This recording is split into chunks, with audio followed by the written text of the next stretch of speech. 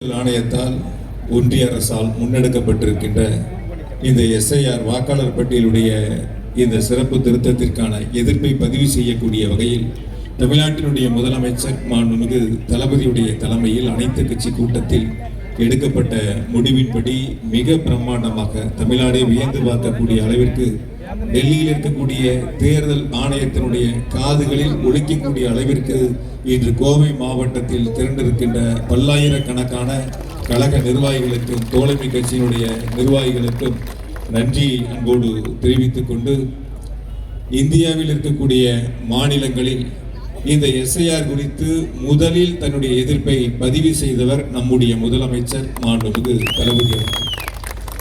வாக்களிப்பது நம்முடைய உரிமை.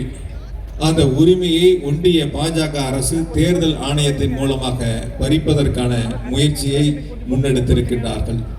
ஒரு கட்டத்தில் ஐடி, இடி, அப்புறம் சிபிஐ இதெல்லாம் தமிழ்நாட்டிலே உள்ளே கொண்டு வந்து குறுக்கு வழியில் அடக்குமுறையை ஏவி ஆட்சியை பிடிக்க நினைத்த பாஜக அதில் தோல்வியை கண்டது. காரணம், இது திராவிட மண், முத்துவேல் கருணாநிதி ஸ்டாலின் ஆளக்கூடிய திராவிட மண். சரி, ஐடி, இடி, சிபிஐயால் முடியாததை வேறு எதை வைத்து சாதிக்கலாம் என்று நினைத்த பாஜக அரசு இப்பொழுது தேர்தல் ஆணையத்தை கையிலே எடுத்து பீகாரை போல தமிழ்நாட்டில் லட்சக்கணக்கான வாக்காளர்களை, உரிமையுள்ள வாக்காளர்களை நீக்குவதற்கான பணியை முன்னெடுத்திருக்கின்றார்கள்.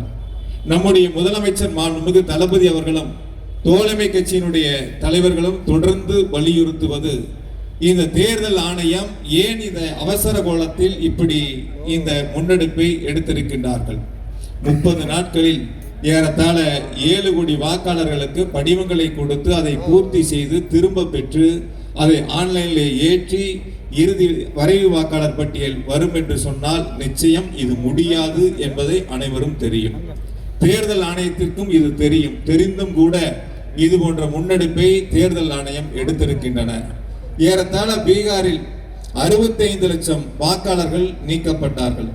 சரி, தேர்தல் ஆணையம் சொல்லுகிறது, நீக்கப்பட்ட வாக்காளர்களை நீங்கள் மேல்முறையீடு செய்து உரிய ஆவணங்களை கொடுத்து சேர்த்துக் கொள்ளலாம் என்று சொன்னால் அந்த மேல்முறையீட்டின் மூலம் பீகாரில் மீண்டும் 3 லட்சம் வாக்காளர்களை நீக்கி இருக்கிறார்கள். இப்படி 68 லட்சம் வாக்காளர்கள் நீக்கப்பட்ட பீகாரில் கூடுதலாக சேர்க்கப்பட்ட வாக்காளர்கள் 21 லட்சம் பேர். சரி, அந்த 68 லட்சம் வாக்காளர்களில் எவ்வளவு பேர் மீண்டும் சேர்க்கப்பட்டார்கள் என்று சொன்னால் 90% வாக்காளர்கள் மீண்டும் தேர்தல் ஆணையத்தால் வாக்காளர் பட்டியலில் சேர்க்கப்படாத ஒரு நிலை அங்கே உருவாகி இருக்கின்றன. அந்த நிலையை தமிழ்நாட்டில் உருவாக்குவதற்கு பிஜேபி அரசு தேர்தல் ஆணையத்தின் மூலமாக முன்னெடுத்திருக்கின்ற இந்த எஸ்ஐஆரை பொறுத்தவரை நம்முடைய முதலமைச்சர் மாண்புமிகு தளபதி அவர்கள் தொடர்ந்து எதிர்ப்பை தெரிவிப்பதோடு அதில் இருக்கக்கூடிய குளறுபடிகளை, அதில் ஏற்பட்டிருக்கக்கூடிய சிரமங்களை, அதனால் மக்கள் படுகின்ற இந்த இன்னல்களை எல்லாம் எடுத்துரைத்திருக்கின்றார்கள். பொதுவாக தேர்தல் ஆணையம் இதை காதிலே வாங்குவதில்லை. வட இந்தியாவில் குறிப்பாக பீகார் போன்ற மாநிலங்கள் எல்லாம் நீக்கப்பட்ட வாக்காளர்களுக்கு ஆட்சேபனை சொல்லலாம் என்று சொன்னால் எதிர்க்கட்சிகள் அங்கே ஆட்சேபனைகளை தெரிவித்த பொழுது மீண்டும் சொன்னார்கள், அவர்கள் உரிய படிவத்தில் பூர்த்தி செய்யவில்லை, வெள்ளை காகிதத்தில் எழுதி கொடுத்தார்கள் என்று ஒரு மாற்று கருத்தை முன்வைக்கின்றார்கள். இப்படியாக எல்லா ஆவணங்களிலும் ஆதாரை இணைக்க வேண்டும் என்று சொல்லுகின்ற ஒன்றிய அரசு இந்த வாக்காளர் அடையாள அட்டையுடன் சேர்த்து வாக்காளர் பட்டியலோடு ஆதாரை இணைப்பதற்கு எதிர்ப்பை தெரிவிக்கின்றார்கள். நீதிமன்றத்திற்கு சென்று நீதிமன்றத்தினுடைய உச்ச நீதிமன்றத்தின் உத்தரவு மூலமாக ஆதாரையும் சேர்த்துக் கொள்ளலாம் என்ற உத்தரவுகளை பெறக்கூடிய நிலைக்கு இன்றைய ஒன்றிய பாஜக அரசு தமிழ்நாட்டு மக்களை தள்ளி இருக்கின்றன, இந்திய வாக்காளர்களை தள்ளி இருக்கின்றன. நாம் கவனமாக இருக்க வேண்டும். இங்கு பேசிய நம்முடைய தோழமை கட்சியினுடைய தலைவர்கள் எல்லாம் சொன்னதை போல நாம் கவனமாக இருக்க வேண்டும். வாக்கு என்பது நம்முடைய உரிமை. நம்மை யார் ஆள வேண்டும் என்பதை தீர்மானிப்பது நம்முடைய கடமை. ஆகையால் தமிழ்நாட்டை ஆளக்கூடிய மாண்புமிகு முதலமைச்சர் தளபதி அவர்கள் தமிழ்நாட்டு மக்களுக்கு வழங்கி இருக்கின்ற பல்வேறு சிறப்பு திட்டங்கள், நல்லாட்சிக்கு கிடைத்திருக்கின்ற இந்த சான்றிதழ்கள் என்பது வரக்கூடிய 2026 சட்டமன்ற தேர்தலில் மீண்டும் வென்றுவிடக் கூடாது என்பதற்காக குறுக்கு வழியில் பாஜக இந்த முன்னெடுப்பை எடுத்திருக்கின்றன. அவர்களுக்கு அடிமையாக இருக்கக்கூடிய அதிமுக எனக்கு தெரிந்தவரை இந்தியாவில் பிஜேபியோடு எத்தனையோ தோழமை இயக்கங்கள் இருக்கின்றன. அவர்கள் எல்லாம் கூட இந்த எஸ்ஐஆரை பொறுத்தவரை அவர்கள் சொல்லுவது பல்வேறு திருத்தங்களை சொல்கின்றார்கள். இதையெல்லாம் இதிலே சரி செய்ய வேண்டும் என்று அவர்கள் தோழமை இயக்கத்திலே கூட்டணி அரசிலே இடம்பெற்றவர்கள் கூட அந்த கருத்துக்களை சொல்கின்றார்கள். ஆனால் கண்ணை மூடிக்கொண்டு இந்த எஸ்ஐஆரை அடிமை அதிமுக எடப்பாடி பழனிசாமி ஆதரிக்கிறார் என்று சொன்னால் இதை விட ஒரு கேடுகெட்ட நிலைமை தமிழ்நாட்டில் இனி எக்காலத்திலும் வராது. அடிமையாக இருந்து கொண்டு நாட்டை அடமானம் வைத்ததை போல இன்று தமிழ்நாட்டு மக்களுடைய வாக்குரிமையை பறிக்கின்ற பாஜக அரசிற்கு துணை போகின்ற அதிமுகவிற்கு இதுதான் இறுதி தேர்தலாக இருக்கும். அது கோவையிலும் இறுதி தேர்தலாக இருக்கும் என்பதை நாம் இந்த தேர்தலை உணர்த்திட வேண்டும். அதில் நாம் செய்ய வேண்டிய முதல் கடமை நம்முடைய வாக்குரிமையை வாக்காளர் பட்டியலில் நிலைநிறுத்திட வேண்டும். ஒரே ஒரு கருத்தை சொல்லி நிறைவு செய்கின்றேன். தேர்தல் ஆணையம் சொல்லுவது, நாங்கள் முதலில் வாக்காளர் பட்டியலே 2002, 2005 வாக்களித்தவர்களை வாக்காளர் பட்டியலை சேர்த்து வரைவு வாக்காளர் பட்டியலை வெளியிடுகின்றோம். அதில் பெயர் விடுபட்டால் நீங்கள் முறையீடு செய்து மீண்டும் உங்கள் பெயரை இணைத்துக் கொள்ளலாம் என்று சொல்கின்றார்கள். அதைத்தான் ஒரு கருத்தை சொன்னார்கள். நாங்கள் எந்தவித விசாரணையும் இல்லாமல் உங்களுக்கு தண்டனையை கொடுத்து விடுகின்றோம் கீழமை நீதிமன்றங்களில். நீங்கள் விருப்பப்பட்டால் மேல் நீதிமன்றத்தில் வழக்கு தாக்கல் செய்து உங்கள் உரிமையை கேட்டு பெறலாம் என்ற நிலையை தேர்தல் ஆணையம் உருவாக்கி இருக்கின்றன. அந்த தேர்தல் ஆணையத்தை இயக்குவது ஒன்றிய பிஜேபி அரசு. கடந்த 2021 ஒரு தொகுதியில் கோவை பிஜேபி வென்றது.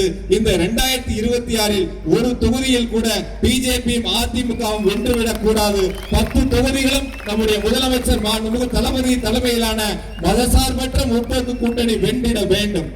நம்முடைய கொங்குநாடு மக்கள் தேசிய கட்சியினுடைய பொதுச் செயலர் சொன்னதை போல வாக்களித்தவர்களுக்கு செய்த நன்மை அளவிற்கு வாக்களிக்காத கோவை மக்களுக்கும் சரித்திர திட்டங்களை தந்தவர் நம்முடைய முதலமைச்சர் மாண்புமிகு தளபதி அவர்கள். அவினாசி சாலை மேம்பாலமாக இருக்கட்டும், கடந்த ஆட்சியில் வெறும் 80 கோடி ரூபாய்க்கு வேலை செஞ்சாங்க. அவங்களும் இனிப்பு கொடுத்து கொண்டாடுறேன்னு சொல்றாங்க. கொஞ்சம் கூட வெக்கமான இல்லாம முழுசா நிதியை கொடுத்தவர் நம்முடைய முதலமைச்சர், பணிகளை முடித்தவர் நம்முடைய முதலமைச்சர். அதிலிருந்த வழக்குகளை எல்லாம் தீர்த்து வைத்து நீதிமன்றத்தில் சென்று வாதாடி நல்ல தலை சிறந்த வழக்கறிஞர்களை வைத்து வென்று அந்த பாலத்தை முடித்து திறந்து வைத்தவர் நம்முடைய முதலமைச்சர். பெரியார் நூலகம், செம்மொழி பூங்கா, ஐடி பார்க், சாலை வசதிகளுக்காக சிறப்பு நிதி, தொழில்துறைகளை புரட்சி, தங்க நகை செய்பவர்களுக்கு பூங்கா என கோவை வரலாறு காணாத வளர்ச்சியை இந்த 4.5 ஆண்டுகளில் முதலமைச்சர் அவர்கள் வழங்கி இருக்கின்றார்கள். ஒரு எம்எல்ஏ கூட இல்ல. நம்ம கிட்ட 10 எம்எல்ஏ இருந்தா, 2 அமைச்சர் இருந்தா எந்த அளவிற்கு நம்முடைய மாவட்டம் இன்னும் வளர்ச்சி பெற்றிருக்கும் என்பதை நம்முடைய கோவை மாவட்ட மக்கள் உணர்ந்து பார்க்க வேண்டும், நினைத்து பார்த்திட வேண்டும். அந்த வகையில் வரக்கூடிய 2026 சட்டமன்ற தேர்தலில் கோவையில் 10 தொகுதிகளும் மதசார்பற்ற முற்போக்கு கூட்டணி வெற்றி பெற்றது என்ற சரித்திர சாதனையை உருவாக்கிட வேண்டும் என்று அனைவரிடத்திலும் அன்போடு கேட்டுக்கொண்டு, இந்த எஸ்ஐஆரை பொறுத்தவரை நம்முடைய முதலமைச்சர் மாண்புமிகு தளபதியுடைய வழிகாட்டுதலோடு, தோழமை இயக்க தலைவருடைய வழிகாட்டுதலோடு இந்த எஸ்ஐஆரை ஒன்றிய அரசு செய்கின்ற இந்த முயற்சியை முறியடிப்போம், உரிய வாக்குரிமையை நிலைநாட்டுவோம், அதற்கு அனைவரும் ஒன்றுபட்டு செயல்படுவோம் என்று இந்த ஆர்ப்பாட்டத்தின் மூலமாக அனைவரிடத்திலும் அன்பான வேண்டுகோளை உங்களிடத்தில் பணிவன்போடு வைத்து இப்பொழுது எழுப்புகின்ற கோஷங்களை அனைவரும் திரும்ப சொல்லுமாறு அன்போடு கேட்டுக்கொள்கின்றேன்.